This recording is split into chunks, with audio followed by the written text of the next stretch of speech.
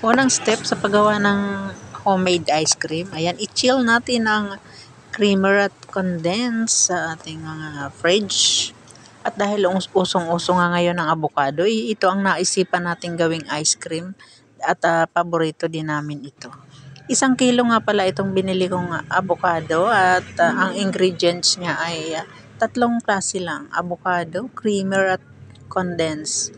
Sa 1 kilong avocado ay 2 creamer at 1 latang condense na malaki. Nasa iyo na yan kung gaano karami ang gusto nyong gawin. Pagkatapos nyong i-chilled ang creamer at condense, ayan, umpisahan nyo nang gumawa. Durugin nyo ang avocado at i-mix na ang mga ingredients. Ako naman ay blender ko para pinong-pino. Hindi nga pala nagkasyang lahat, kaya 2 batch ang pagpapaikot ko.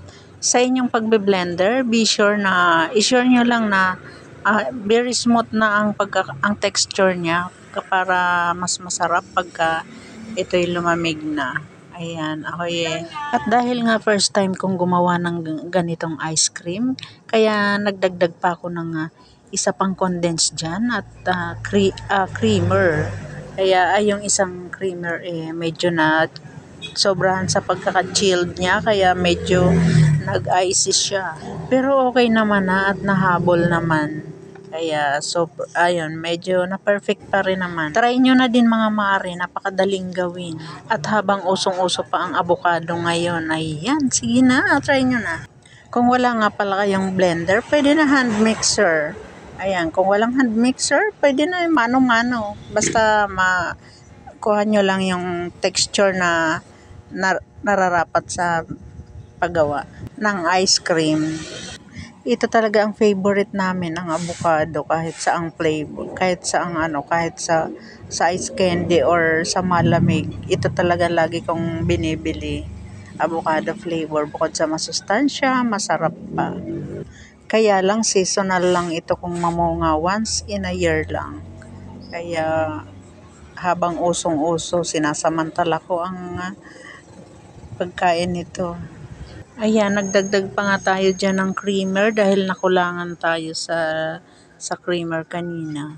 Kaya lang, ayan, na over-chilled siya, nag-yellow ng bahagya. Pero okay naman siya, nagawa naman ng paraan. Ayan na nga, at ginamitan ko pa siya ng hand mixer para talagang ma-perfect. Pero dahil unang beses ko pa lang yung ginagawa, kaya ayan, medyo hindi siya perfect na perfect. Siguro sa susunod, ma-perfect na natin.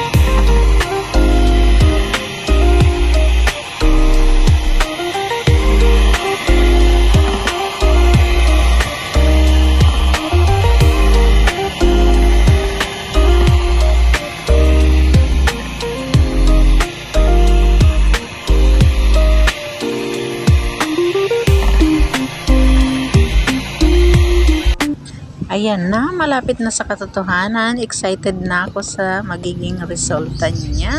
I-fridge lang natin yan ng 8 to 10 hours. Siguro ay buong buo na yan. Ayan, wait tayo ng ilang oras. Ayan, yummy yummy. Wow, try nyo din.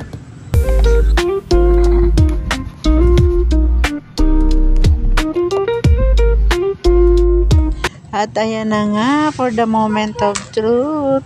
Ayan, tingnan natin, ating tikman ang ating homemade avocado ice cream. Ayan.